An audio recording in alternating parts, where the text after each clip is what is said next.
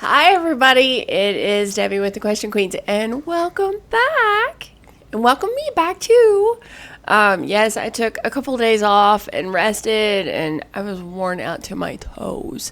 But I am feeling much better. Today's been kind of a slow day as well. By the way, for those of you that don't know, I am in North Myrtle Beach, and look, that's the real live ocean back there. Anyway, I posted a video last night because I walked out on the balcony and oh my gosh, the full moon was so bright, but it was so dark outside that all the waves, the crest on the waves looked electric. It looked like electric silver, like electricity. It was the most beautiful sight. I mean, the camera really couldn't capture it that well, but I did the best I could. Anyway, I put that on there, so hopefully some of you all saw it. Anyway, what I'm going to start with today, and by the way, happy Sunday.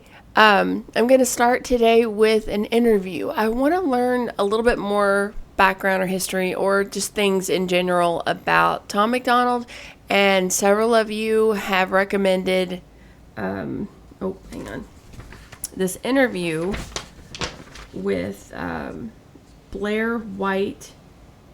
That's all I have written down. Red Shed, Gregory, Elaine, and Kiko all recommended this. So hopefully I'll get some more information. I have no idea who she is. Is she a rapper? Is she not? Is she just a person on...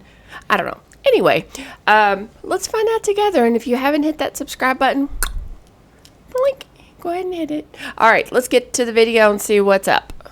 Hey guys, welcome back to the Blaire White Project. Today's guest, you guys are going to go crazy for, rapper, songwriter, former pro wrestler, just learned that actually, my friend Tom McDonald. How are you, Tom? Good, how are you? I'm very good. So excited you're here. So it's been about the 1 year anniversary of Snowflakes. Do you look back on that video or that music video as fondly as I do? Because it's like the coolest thing in the world to me still. I still talk about it. Dude, yeah, I mean, that was such a wild ride to like Fake Woke just exploded and was like on Fox News and was like this huge thing. And then we were like, yo, like, how can we follow that up and like do something even crazier? And then we did Snowflakes, and like, to me, that's like still like, that's one of the pinnacles of anything we've ever done. And just to have you be a part of it, like obviously Nova and I are big supporters and big fans of you. So like, yeah, I look back on it just as fondly as you do. Yeah, it's still to this day. I feel like it's one of those things that I'm going to get to look back on when I'm old and be like, remember when I was in my 20s and did a music video? Because not for nothing, I'm sure you could tell, like, I'm not the kind of person people call to be in music videos. Okay, so it was kind of a once-in-a-lifetime thing. So super cool for me. What people don't know about you, or maybe they do, I don't know actually, is that you guys are super independent. You have like a really small ship over there. You do everything yourselves. Yeah. Can you speak to just the work ethic it takes? Because I think we filmed the Snowflakes video on a Friday, and I'm pretty sure you guys put it out on Monday, which I can barely do with regular YouTube videos. Yeah, I think we actually shot it Wednesday, edited Thursday, dropped it Friday. Oh, okay. So I did want to say one thing.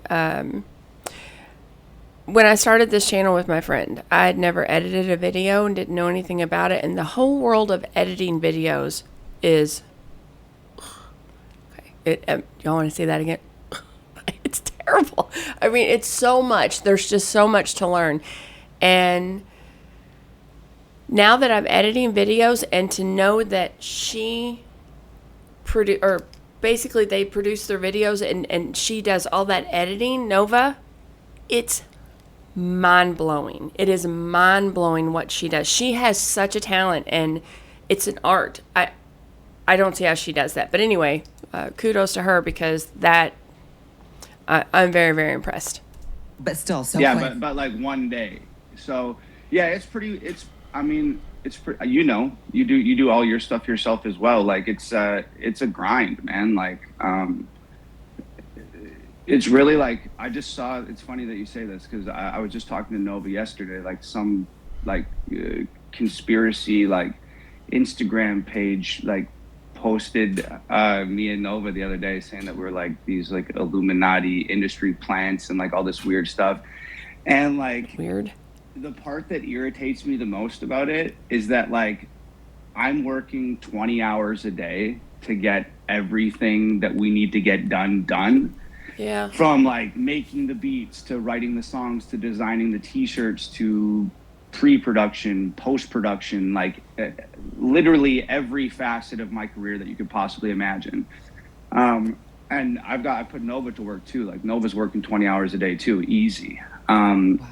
So then I see these things that are like, they're an industry plant from the Illuminati. And I'm just like, I wish I was an industry plant for the Illuminati, because then I wouldn't have to work 20 hours a day. That's right. And invest all my own time, energy, and money into this stuff. So it's, but you know what? I wouldn't want it any other way. People are going to say what they're going to say. I have so many friends that are signed to like major labels, and I see the creative positions they're put in, and I see the financial positions they're put in, and I just see that music and their art becomes work to them.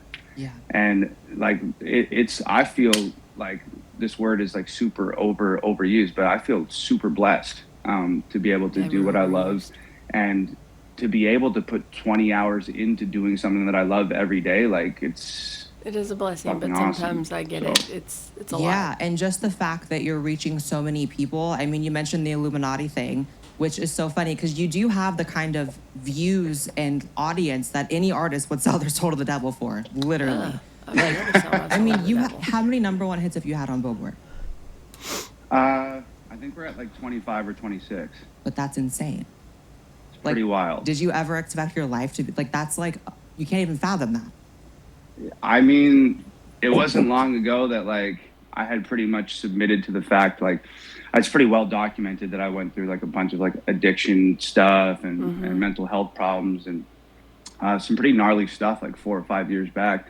And at that point in time, I had pretty much submitted to the fact that like that was pretty much it. Like I had wanted to, be a musician or be a famous rapper or whatever the case may be, like my entire life. And then when that whole thing happened, I was just kind of like, well, I better get comfortable kind of like coming to terms with the fact that I'm not going to sort of like accomplish those dreams and stuff, and just sort of,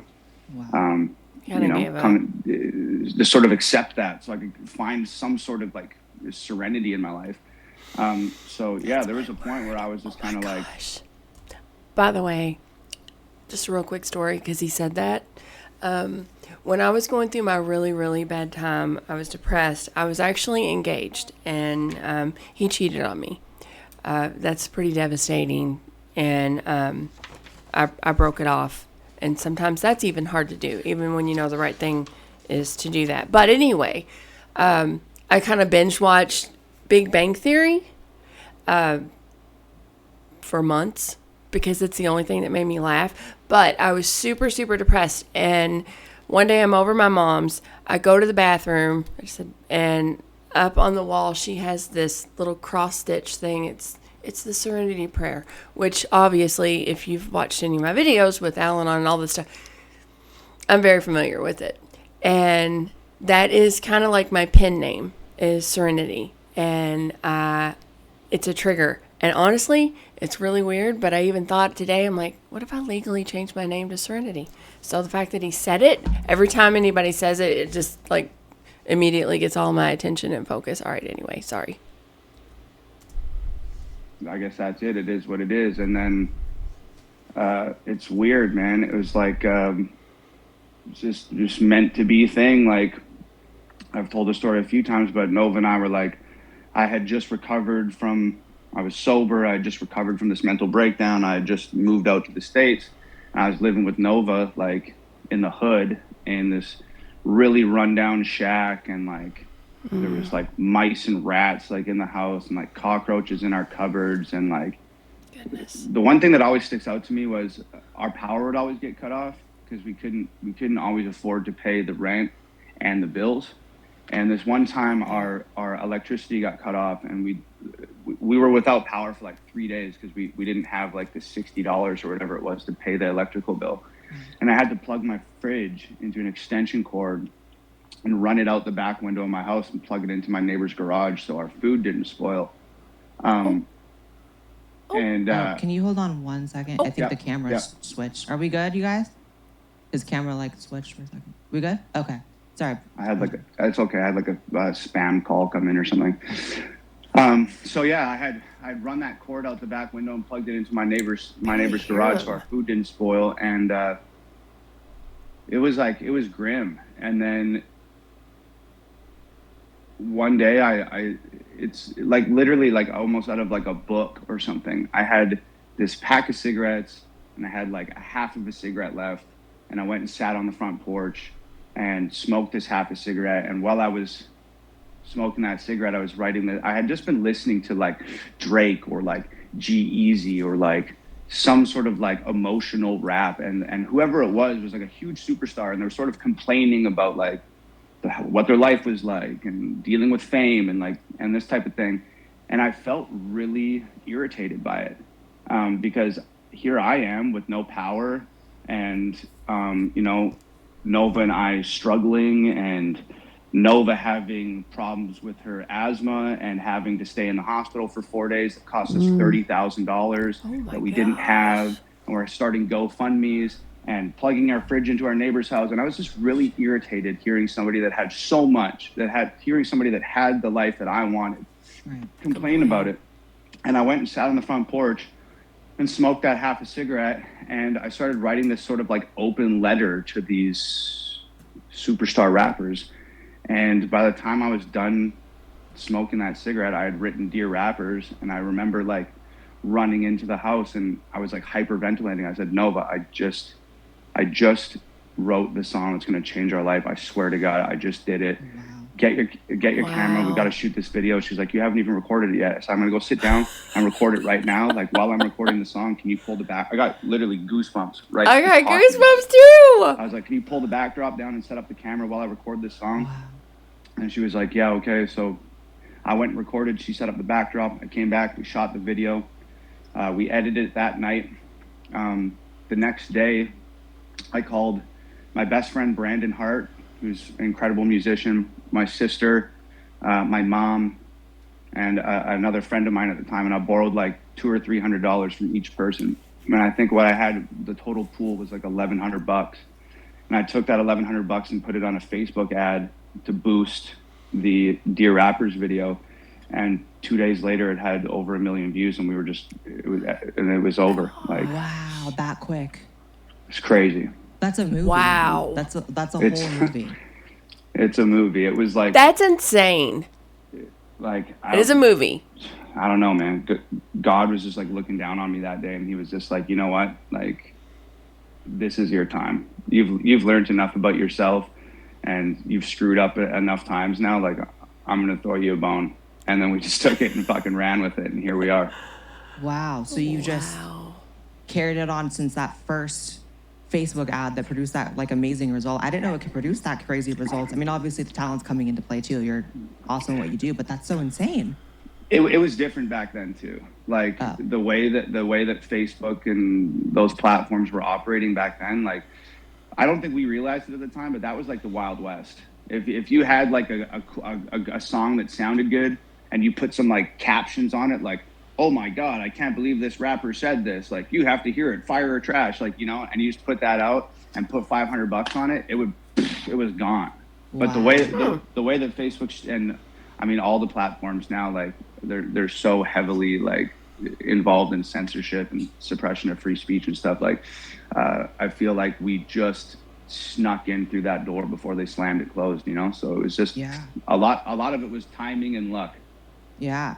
So then the question becomes, you said earlier that when you were listening to rappers, you know, talk about hating their lives despite being so successful and not having to worry about their food perishing and everything you mentioned. So now that you're on the other side of that, where obviously you're making great money, you're very famous, you're very successful, do you look at that differently now? Do you think that that is something that has brought you happiness? Is that kind of the old age question of like, does money bring happiness? I mean, I definitely understand now, like sort of where some of that stuff came from. I am like extremely, extremely grateful and thankful for everything that we've accomplished and done with my career and stuff. But you know, I started out with like really acute anxiety and really acute depression and some really prolonged periods of like mental unwellness.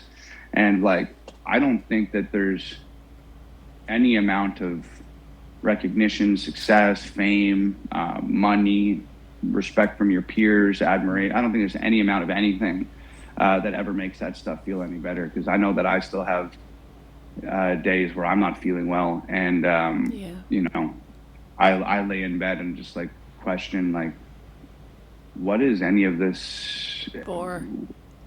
What's it good for?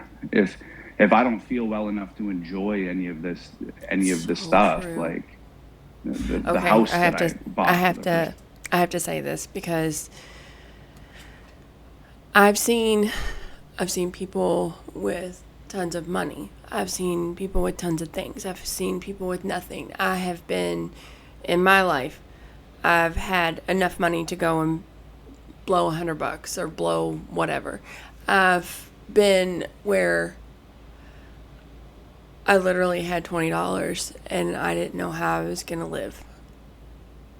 I've had no money. I remember one time I was counting my change. I was hungry. I was working and out driving, and I was counting my change to buy a cheeseburger at McDonald's or a hamburger with that because it's cheaper, and I did not have enough change. And that was shocking to me. Like, I literally did not have enough money to buy something to eat. But you can have all the money in the world. You can have all the fame in the world. You can have everything to your heart's content. But after that's over, then what? Because if you don't love you and you don't have happiness inside you, you can get happiness from new clothes and new things and going to visit the ocean and stuff like that. But then after you're there for a while, then what? The real happiness comes from you inside. And if it doesn't, you're never truly going to be happy. Because you'll always ask that question, just like what he said. What's it all for? What's the point of killing myself to make more money? To do what? To have a better car, to have a better house, to have a better clothes, to have better food, to have better. But then after you have all the betters, then what? It's an amazing experience once you get there, because I have been absolutely dirt poor, which I'm probably going to do a video on that. But I've been through all of that. And then I've had money where I could just buy whatever I wanted. It's shocking once you get there and you're just like, what does it matter? It doesn't. Definitely doesn't make you happy. All right, let's get back to him. Time in my life, or the pool, or the nice clothes, or whatever the case may be, whatever these, trappings of life that you sort of accumulate along the way. If you don't feel well enough to enjoy any of that stuff, well, I mean, what's it good for? So it really boils down to, I think that what I'm truly after in life is same thing everybody else is after. Just happiness, tranquility, some sense of calm. And I think that's sort of the primary function of my music at this point. I think there's a lot of people that with their art, they want to like accumulate more and more and more. They want more money, more fame, more recognition, more success, more. And to me, like, my main focus is I want less of things. I want less anxiety. I want less depression. I want less unwellness. And I want happiness. So I think the primary function of what I'm trying to do is I make music that makes me feel better, that allows me to express myself, and I feel better for making the music and putting it out into the world. And it tends to find the people who need it most, and it helps those people feel better when they hear it. And then they come to me and say, hey man, I've been listening to your music for the last 6 months while I've been going through chemo, or my mom passed away and I just listened to your music for 2 weeks and that's what brought me through it. And hearing things like that, it's like, I did it so I could feel good. I put it out into the world and it made you feel good. You came back to me and told me that it helped you, which makes me feel good again. Right. So it's just this like continuous reciprocation of it's a big cycle. Music being a universal antidote to like a lot of the poisons in life. And I think that's just sort of what I'm trying to do now, you know? Yeah, and your audience, I know this having been your video and obviously like, you know, them following me and interacting with me. Every interview I do, doesn't matter if there's like a Q&A at the end or a live stream on someone's channel or a podcast, I will get at least one question about being in the video. Like your audience is very dedicated. You've definitely touched them in like a really, really big way. So. And that's what's so interesting, right? Is that you've obviously won over the people. Like you do crazy numbers, have a dedicated audience, but then the music industry itself is so gatekeepy. In a world that made any sense with someone who's had as many hits as you've had and as many success and eyes on you, you'd be at the Grammys, you'd be at the Oscars, you'd be doing all these things. Is it frustrating that you are to an extent kept out of that, obviously because of the content of your music and it's political, some of the songs, or is that a club that you'd rather not be a part of anyways? I think that like anybody who says that they're not interested in winning a Grammy or they're not interested in sitting at the Oscars or they're not interested in being recognized at the highest level by the industry, anybody who says they're not interested in, I would have to say that there's probably a little bit of bullshit in that. Yeah. Because like obviously those things would be great. And for a long time, like I really wanted to, you know, get a Grammy and be at the Billboard Music Awards and do all that stuff. But sort of like what I'm starting to realize is that was sort of my mistake because I've spent so long creating an ecosystem outside of the music industry and staying so self-contained in that ecosystem and taking shots at and attacking and criticizing the status quos that have been defined by that music industry, that like wanting to then be validated by that people, I would sort of like wouldn't care anymore to like what I'm trying to do. Right. And I've just started realizing that recently. Good. Like I've wanted to get the Grammy and go to the award shows and do that that stuff, would just be more. It just needed. Feels so much more valuable to surpass what the music industry is doing. Mm-hmm. And like I don't need like a gold record from RCA certified. Like I know how many albums I've sold. I can look at my store. I know I've sold whatever it is, 320,000 albums. I can go get my own gold record without it having the RCAA stamp on it. And Stamp it on there, buddy. Wall. Like I don't need your Grammy. I don't need your awards. I don't need your chart positions. I know where I'm at. So I'm sort of like coming to terms with the fact that like I've been throwing rocks at that glass house for like forever. So like why would they ever give me a pat on the back, and why would I want it? And why would you want it? Exactly. And it's don't need the fact that you criticize the system, and then also just, you know, some of your biggest songs are so political, and obviously when it comes to politics in the music industry, there is only one side that you can be on that allows upward mobility in that sense. But I mean, as far as I'm concerned, I think it's cooler that you operate outside that system. I think you have completely your own lane. I mean, just the fact that you're a white rapper is obviously putting you aside, and then the fact that you make political music videos, and then on the right, you're in your own lane, and I think you're all the better for it. I wouldn't change that at all. How nerve-wracking is the tightrope you you definitely have to walk this tightrope between saying what you want, need, or feel compelled to say in your music and not being censored and banned? Because I've seen a lot of things like, you know, when you drop a new song, you're actively encouraging your fans to do every single thing they can to kind of circumvent the roadblocks that are put there. Right. So how hard is that to deal with? I mean, it's circumvent what roadblocks? What do you mean? Like the weirdest thing. Like I don't know, like if you recall, but like a couple months ago, I did a project with Adam Calhoun, and the first music video we released was called New World Order.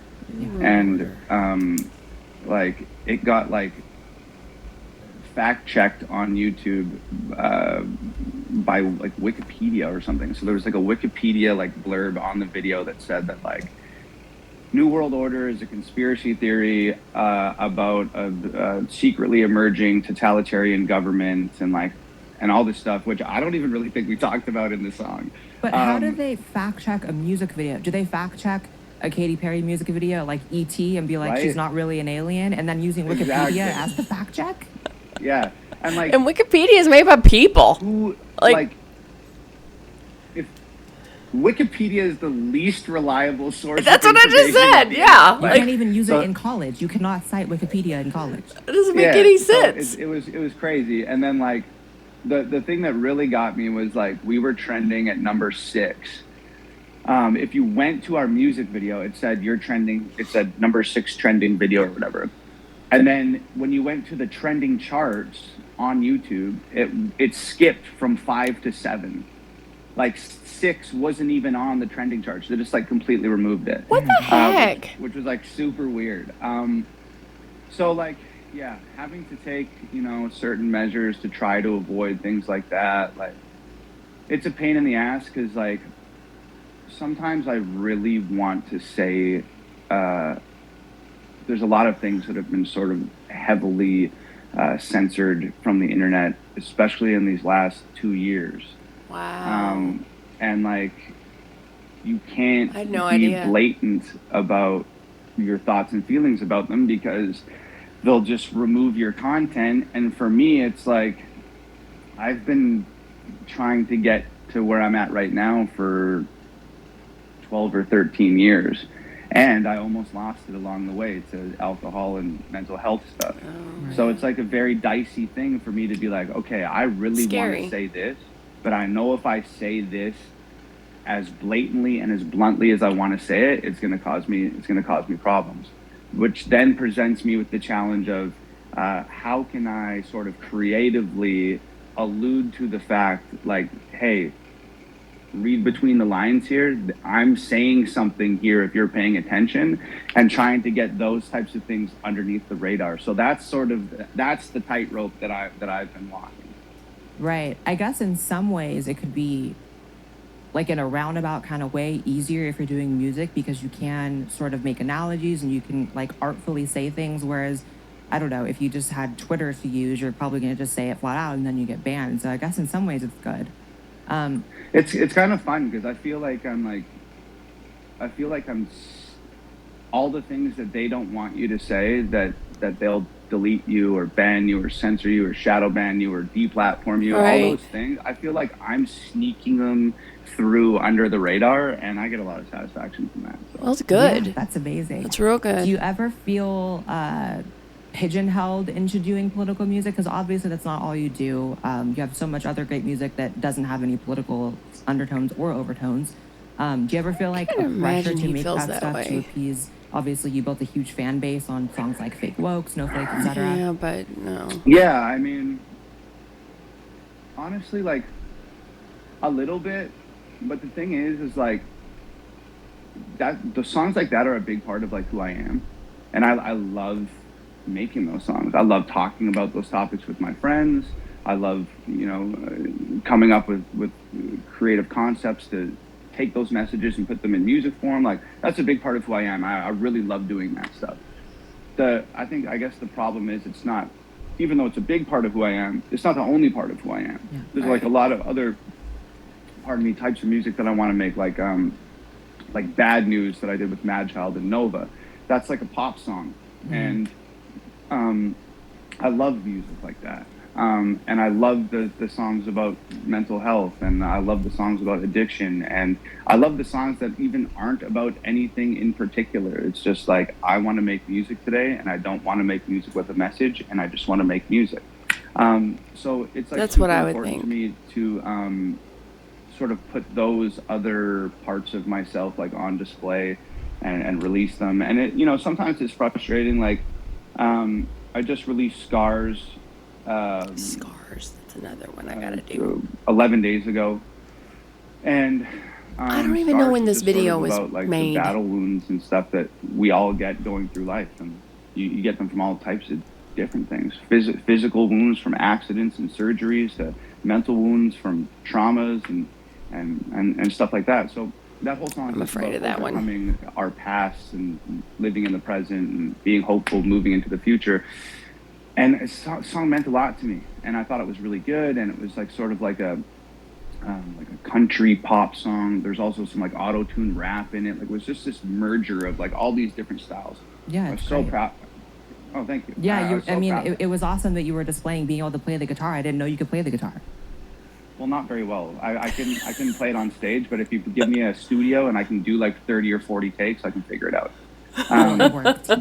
Thank you. Yeah. So putting stuff like that out, like I'm so proud of it, and I want people to love it so badly. So it's like sitting at like 2.7 million views right now, which is nothing to like turn your nose up at. Which is insane still. Yeah, I'm super grateful for all of those 2.7 million views. But if that song was The System or Fake Woke or No Lives Matter or Snowflakes or America or Clown World or the list goes on, like, that would be sitting at like probably 7 or 8 million views right now. So it is like a little bit like disheartening when you're like, oh man, like, right. I feel like I'm pouring my heart out and like showing different sides to me, and people are like, oh yeah, that's cool, but like, when's the next Fake Woke come out? And you're just like, oh man.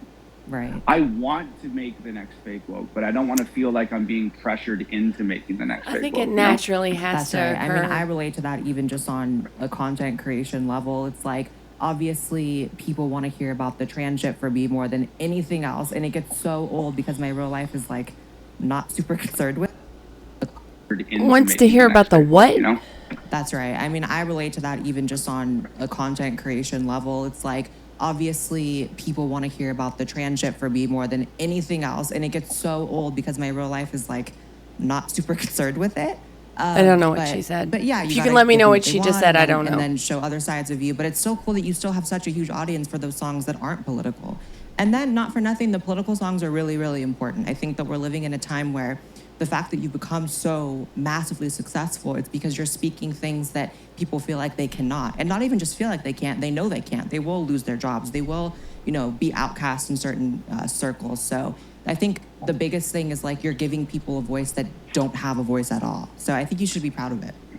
Absolutely. I am. I mean, I will also say that he has an incredible talent on how to put what is very relatable to the mass people feelings into words. And you don't always know how to express what you feel. I mean, you can use your normal anger. I'm angry, I'm sad, I'm mad, I'm hurt. But that's it. He literally just puts it all out there in a way where we can all relate to it and understand it and empathize and feel not alone, because he's literally saying exactly what you're feeling. So I think he's got a great talent with that. That's, a lot of people think that, like, a lot of people think that, like, a lot of my political stuff is all about just like shock factor and causing controversy and I don't get creating that from it at all. I mean, all of those things are great, but like, I feel like the primary goal is to empower people who otherwise wouldn't ever have a dog in the fight. They just feel like they're just like sitting around with all of these thoughts and feelings and opinions that they're not allowed to have. And like, that's gotta be frustrating. Like, so I just feel like I've always been bullied in elementary volume school, on this is terrible. A loner in high school, struggled in life, just being sort of like a weird kid. And I've always I'm all about the underdog. And I feel like these days, the underdogs are people on the right side of the spectrum. I really believe that. I feel like they're constantly ridiculed and beat down by the left-wing media, and I don't even think that like all the people on the left side of the spectrum are bad. Like I think that a lot of them have like, good ideas, and a lot of them are just totally regular people. But I do feel like people on the right side of the spectrum are bullied by a large portion of the rest of the world, and I just feel like songs like Fake Woke and Snowflakes and stuff like that, it's kind of just like a big like fuck you to the people that are like bullying the underdog. So and it's really important for me to stand with those people. So 100%. Very well said. It was. The world of white rappers, I feel like, is so small. Is there like, have you been in contact with people like G-Eazy, Eminem? I know there was like a thing with Eminem. We don't have to go into all that, but like, do you guys all know each other, or is it kind of like you guys avoid each other? What is that like? I mean, I think asking me, you're probably not going to get a super. I think my situation is like a little unique because I don't think these days it's like anytime an independent rapper gets a DM from like a famous rapper or something, like what's the first thing they do? They fucking screenshot it and put it on their Instagram, put it on their Facebook, and they're like, oh, look who sent me a message, blah, blah, blah. There's a huge fucking clout chasing culture. And so for that reason, like I think a lot of these guys, like I don't really know any of them really, because I think that they look at me as sort of like a liability. They're like, oh shit, like especially when we talk about guys like G-Eazy, Eminem, you know, guys of that caliber who are involved in the mainstream music industry, and they have labels and brand sponsorships and endorsements and like, you know, buildings full of people. What liability? You know, working on branding and marketing and that type of thing. It's like, I don't think a lot of them really want to be associated with somebody like me. I think they look at me as that's dangerous. There's a lot of people out there who think that guy's a racist, that guy is homophobic, that guy's transphobic, he's sexist, he's some raging Republican rapper guy. And if he posts a message that you guys are talking back and forth, or you do a song with him, or you co-sign him, that's going to reflect negatively on your career. So I think that there's a lot of people, not just in music, but in entertainment, that I think a lot of them are a little more conservative or a little more right-leaning than they might let on publicly. Because they're all rich. And I think, yeah. Okay, and well, keeps that like I'm going to say right now, I don't care about any of that. I know that I have 7 billion subscribers now. Okay, no, I really don't. But I have a ton of them now than compared to where I did have. But whatever I think or feel or believe in, or my principles or values or morals, they're going to be out there. They're going to be spoken. They're going to be said. They're going to be in print. They're going to be talked about. We're going to have discussions. That's never going to be a liability. And if it is, you won't hear from me anymore, because then that means I'll be shut down, because I don't work that way. I'm not doing this to get people just to subscribe to me, just to watch my videos, just because that's all I want. I actually want to connect with people, and I actually want to have conversations and discussions. And my ultimate goal is ultimately is to bring positive influence and change to people. That's it. That's what I love doing. But the fact that he doesn't know any of the main, I am shocked. I really am. I don't know if you all are not, but I'm shocked that someone like Eminem, and even though, yes, they're politically, I can see how they differ in their viewpoints on some things, but I am surprised that Eminem hasn't reached out to him, or maybe he just doesn't want to talk about it, and that's cool too. I'm surprised that he doesn't know more of the big artists that they haven't. Collaborations are insanely awesome in music. And maybe it'll happen. I don't know. Look at that face. Look at his face. I just can't imagine. Like, I don't look at people that way. And to say that that would be a liability, that's sad to me. But anyway, all right, let's get back to it. A little more conservative. I'm sorry about the volume. Yes. Than they might let on publicly. Because they're all rich. And I think up as loud as I can get it. Yeah. And everybody keeps that like very close to the chest because they don't want to do anything to damage what they've got going on. So, no, I don't know any of them. But you know what? That speaks to the fact that what I mentioned earlier, you being in your own lane, you are also, I would say, pretty much 100% uncancelable. I mean, you're not subject to the same like whims of the public that these traditional artists are, because I mean we've seen what happens when other artists have like stepped a little bit over the line and maybe been perceived a little bit of right of censure, slightly, ever so slightly. It's like they can have their lives torn apart. So you're completely immune to that, which is why I think it's so much better you're in your lane as well. Like just totally. I don't even think it's that like when people see a musician get canceled. I think that people are like under the impression that like it's the woke mob on the internet that canceled that artist, but it wasn't really.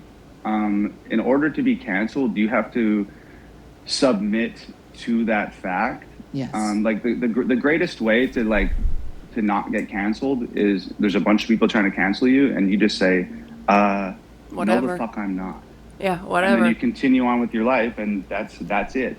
But what's actually happening is it's not the woke mob on the internet canceling these artists. It's the woke mob on the internet claiming we're canceling this guy, and then it's the people at the record label that work in marketing, that work in management, that work in PR, that your agents. It's all of the people that work in the record label, and they're saying, oh, we don't want to be associated with this artist who's got such a negative public image right now, so we're going to cancel him. And they drop him, and they drop him off the label, and they fire him, and they remove his team from him, his or her team, whatever the case may be. So such cowards.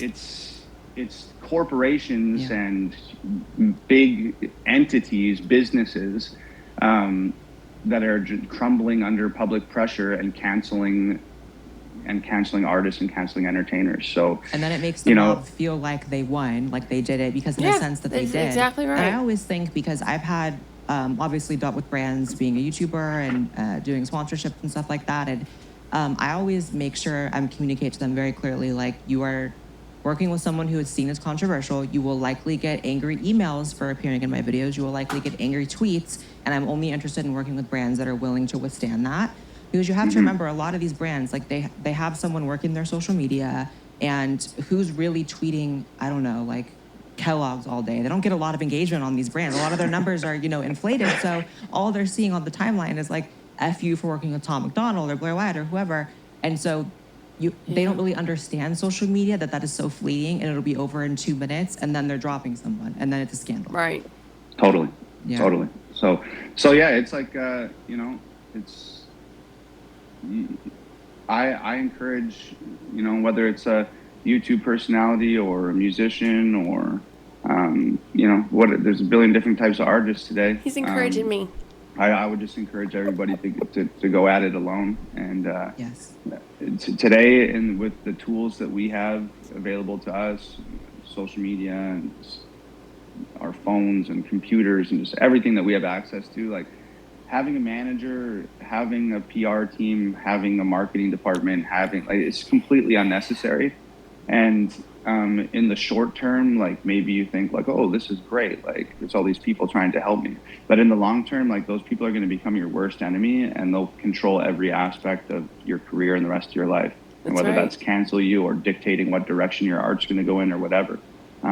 So I would just, encourage everybody. Independent artistry is, you get to keep every penny for yourself. You get to maintain your artistic integrity and freedom every step along the way. It's freedom. This period of the entertainment industry is like literally the revenge of the artist if you choose to make it that way. Yes, and you're proof that it can be done, that you can do it entirely yourself. Although I did want to talk to you about Nova, because Nova is a huge help with Super you. Nova! She was, when I was doing the Snowflakes thing, a lot of people don't know that you weren't actually in studio. I was being produced by you guys basically over FaceTime. But she's super involved in all your videos and production. And she makes her own music, which is also amazing. How do you guys kind of navigate being able to obviously have a great relationship? You guys seem very happy, but also intertwine business in such a really intense way? Because that's easier said than done, not for nothing. It's, I mean, it's difficult. Like, I don't know if who I am these days. I'm so focused on the music stuff and my career. Like, I don't know if any other relationship would work for me. Like, Nova's been such an integral part of everything. She's so selfless in that, like, if I'm like, hey, I have 35 things that I need to get done in the next 2 days, and I physically do not have enough hours in the day to like get all this stuff done. I just don't. Even if I work from right now, 24 hours around the clock for the next 2 days, like, I'm not going to have enough time. Nova's right there, working 20-hour days with me, sharing the workload that it's not even her work to do. And she does it because she believes in what I'm doing, and she believes in the vision. And she doesn't even always believe in all of the things that I say in my music, but still stands next to me and helps conceptualize the videos and shoots the videos and edits the videos and helps me release them. And it's just that's beautiful. We've become sort of so intertwined at this point in time. We're almost like one entity sometimes. And I can attest to that, because there have been times where I've had to text you or I wanted to ask you something or whatever, and I'll get a reply back saying, Tom's super busy right now. I'll give the message, and it's Nova. So yeah, you guys kind of are one entity. Whenever I text you, I don't know who I'm going to get, because you guys are, doing everything together. That's so awesome. Yeah. So yeah, she's just been the, just like, if, like I said, when I wrote that Dear Rappers song, and I was like, oh my God, I had that aha moment, and I was like, this is the one. Like, if it wasn't for Nova, it might have been one and done. It might have been Dear Rappers came out, and that might have been the end of me. Or it might have taken me, 5 times as long to get where I'm at now. Because, right after Dear Rappers, I was like, I felt like I had just unlocked in my consciousness what I was supposed to be doing and the type of music I was supposed to be making and who I was supposed to be talking to. And it was an incredibly difficult ride to keep up with, incredibly difficult. Like, we went Dear Rappers, hell of it, politically incorrect, white boy, straight white male, everybody hates me. He said, like, what? And it was just one after another. Correct. Incredibly difficult. Like, we went Dear Rappers, hell of it. Hell of it? Politically incorrect, white boy, straight white male, everybody hates me. Like, and it was just one after another. Boom, boom, boom, boom, boom. And like, no one person is physically capable of doing that. So she's just been a total blessing. I'm not the best rapper in the world. I'm not the best producer in the world. I'm not really the best at anything, but I will outwork everybody in the room every single time. I have a disgusting work ethic. You do. And thank you. And I've never met anybody that is willing to go to the lengths that I will to get the job done until I met Nova. She's literally willing to go there with me every single time. And it's just been, I'm so incredibly grateful and thankful for Nova. And it's not easy. Like, sometimes it's like we're working on projects for, 2 weeks straight, and I don't think we've said a single word to each other that wasn't about work. Wow. And then all of a sudden it's like, oh my God, like, have we played video games together in 2 weeks? Have we sat down and watched a movie together in 2 weeks? Have we eaten dinner together in 2 weeks? Have we gone for a walk in 2 weeks? Have we done anything with one another that hasn't been, work centric? So it's like a super difficult thing to juggle, but again, like Nova is a very, very, very understanding and selfless person, and I don't think it would work with anybody else. So I'm just very thankful. Yeah, and it's all the more cool that she was there before any of this happened for you. So the fact that she was able to also like meet the rise of everything you've had going on too and just grow with you is so cool. So I wanted to ask you, you recently raised, I believe, correct me if I'm wrong, $71,000 for veterans. And I saw your post about it. So tell me about that wonderful. And what inspired you to do that and what you're hoping is done with the money. Yeah, I mean, it goes back to like, I came to the States like 8 years ago. I traveled kind of around the world twice prior to that. And I always, I never felt at home back in Canada. And I always thought that like, I just wanted to find a place that felt like home. And when I find that place, I'm going to settle down, and that's where I'm going to spend the rest of my life. And I went to Europe and a few times, and I always thought that like, oh, maybe London will feel like home, or Paris will feel like home, Amsterdam or Athens, or, you know, Barcelona, or like one of these places.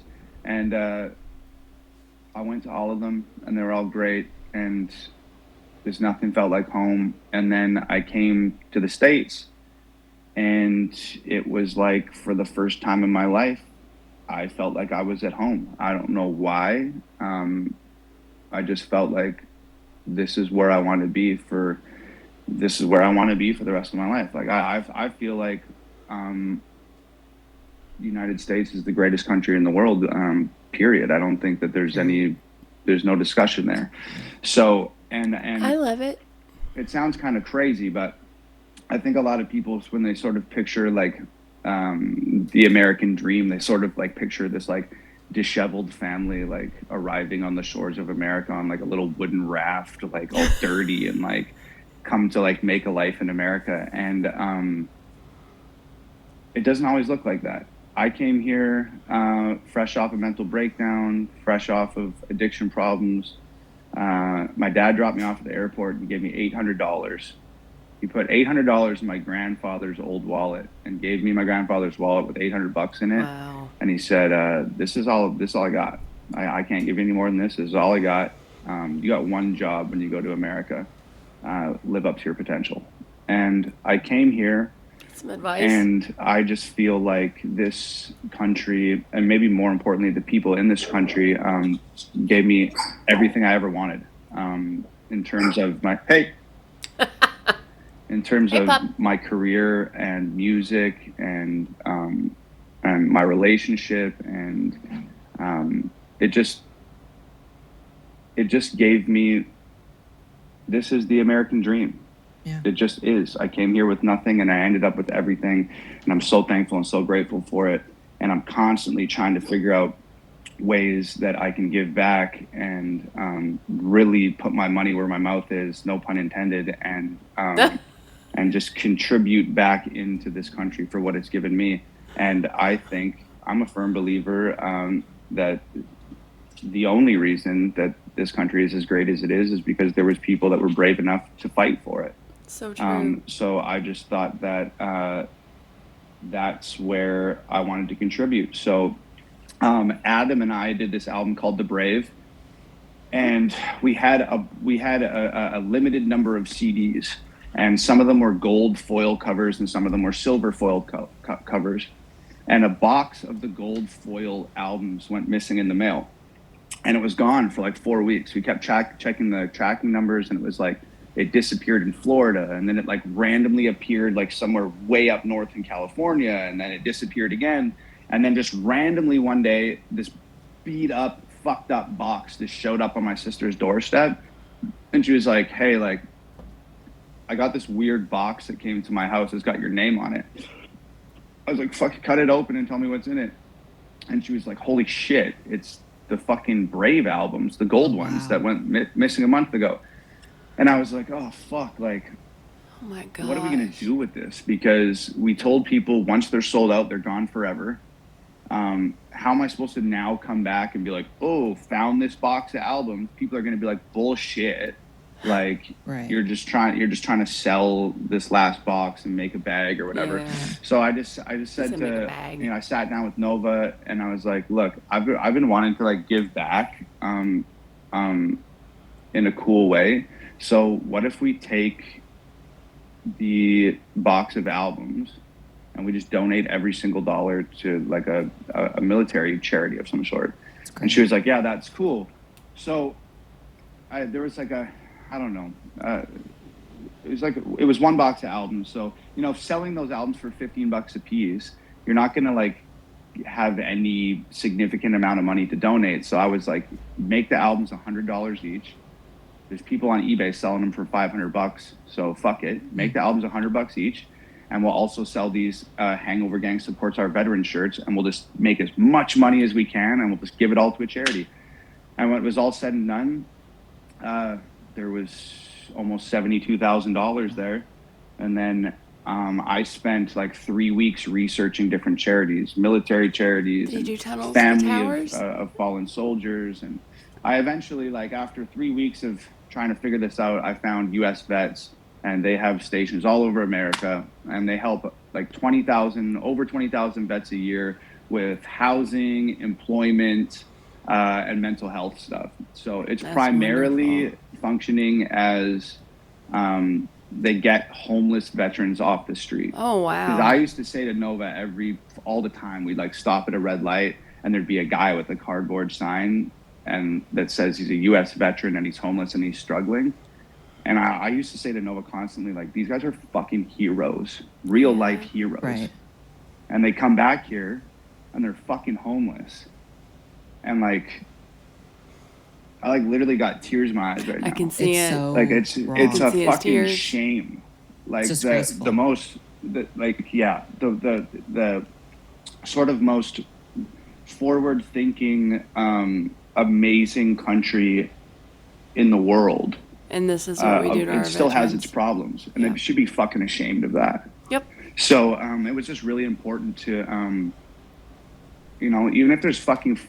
By the way, if you are a veteran, if you've ever been in the military, thank you so much for your service. From me to you, you're appreciated, and I honor you. And thank you.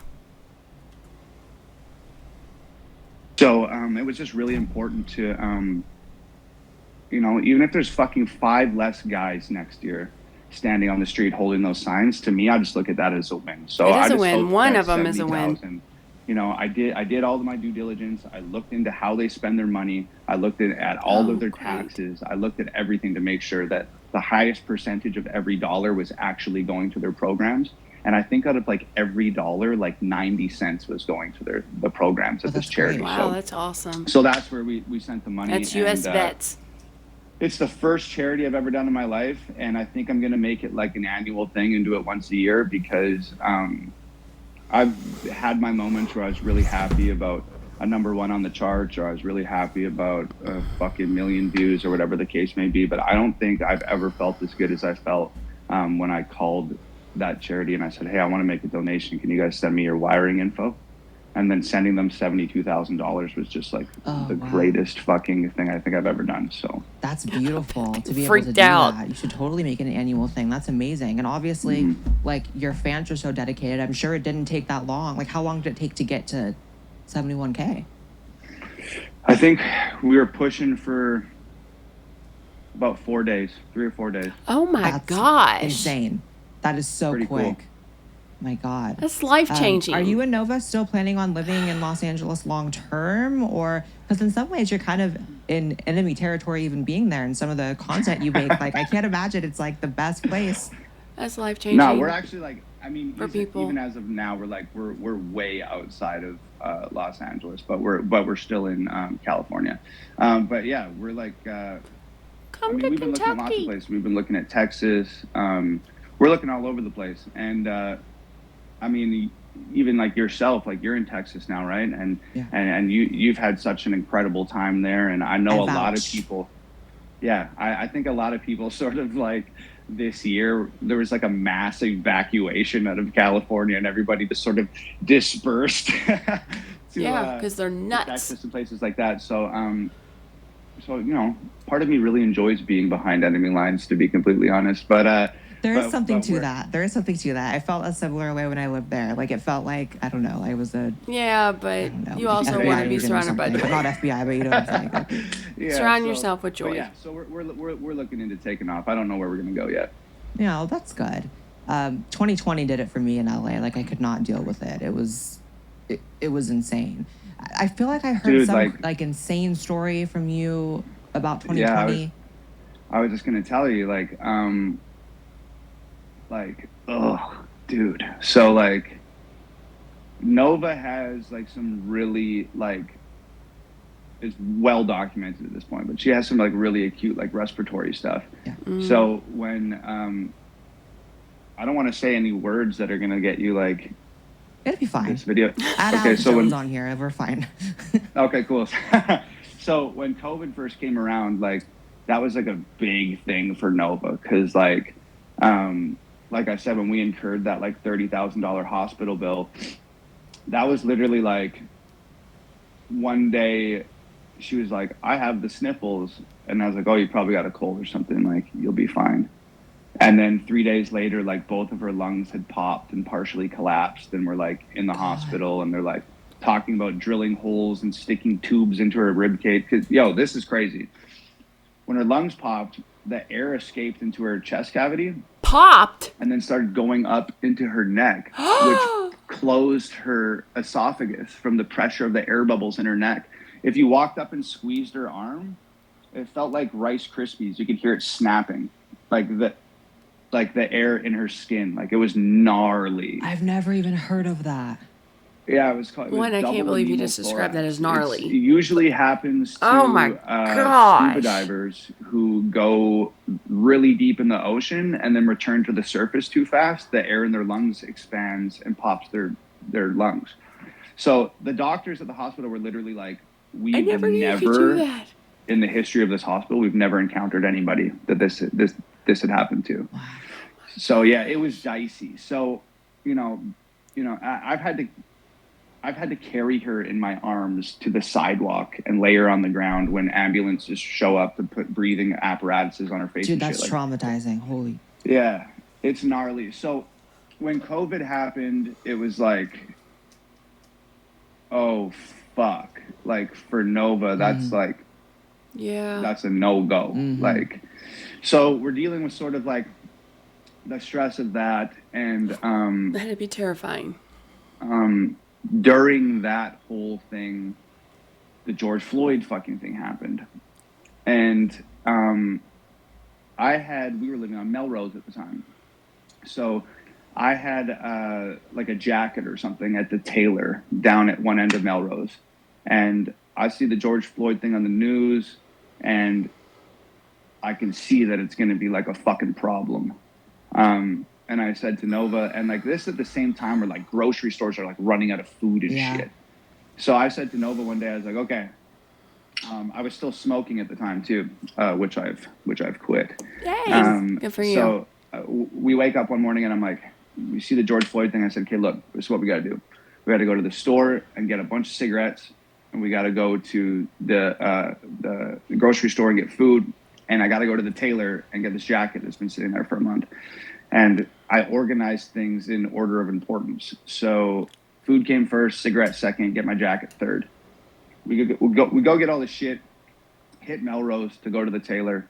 And by the time I get to Melrose, it's a fucking madhouse. Melrose was bad. It was wild. There was people everywhere with signs and T-shirts and all this shit.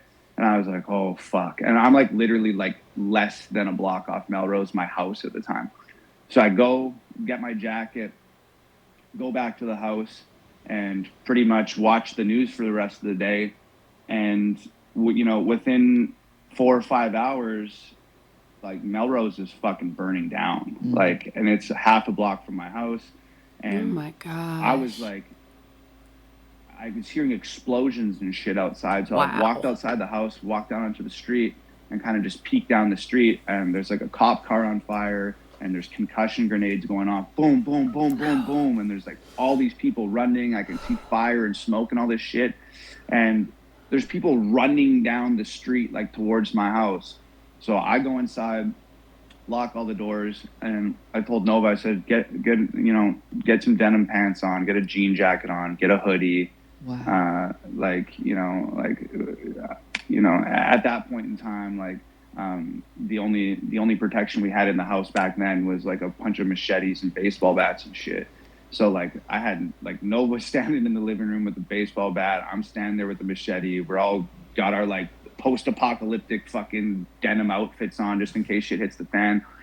And there's people running up my street with arms full of Nike boxes and people jumping my fence and hiding in the bushes in my yard while the cops are racing up and down the street. And I was just like, there's 40 strangers 10 feet away in my fucking front yard. Wow. There's Nike shoes all over the fucking ground that people have stolen and looted. There's cop cars on fire. There's explosions going off. And I'm just waiting for somebody to kick the fucking door in. It was fucking, it was intense. Like, it was really, really, really intense. That's why it was like, for the longest time when people were saying like, oh, all these like BLM peaceful protests and shit. I was just like, man, fuck you. It's such a lie. And there's such a unique experience to living in LA, New York, Portland, Chicago. It's such a unique experience living in those cities versus like, I think people don't understand, and it's much easier to believe these groups were peaceful if you live in like, I don't know, like a small town in Indiana or Northern California or something. It was very different being in it. The contrast between what was being shown on the news and what it was like in real life. Yeah. The contrast was so fucking stark. Like, I couldn't fucking believe it. Because they didn't say any, like the next day it was like, oh yeah, like, a couple people like lit some garbage cans on fire but besides that it was pretty peaceful, and it was just like, yo, like I lived in the episode. Okay, I'm gonna have to make that the end of the video. I thought I could make it all the way through, but I cannot sit any longer because my back's hurting. So anyway, that was very, very interesting. I loved learning all of the information about him and some of the history, and a lot of things I didn't know. A lot of things obviously we were in sync on. But if there's anything that I did miss that I didn't comment on, or if you have a comment, leave one, or if you have some information. I did add Hell of It to the list, and Scars I already have on there, but I will try to get to that one. I might have to save that one for the end. You know me. I'm a crier. Anyway, so thank you so much for joining me. I know that was a super duper extra long video, but I wanted to do the entire interview. You all deserve it, and I appreciate you all very much. If you haven't hit the subscribe button, click on that now and hit all the other buttons, and I'll see you really soon.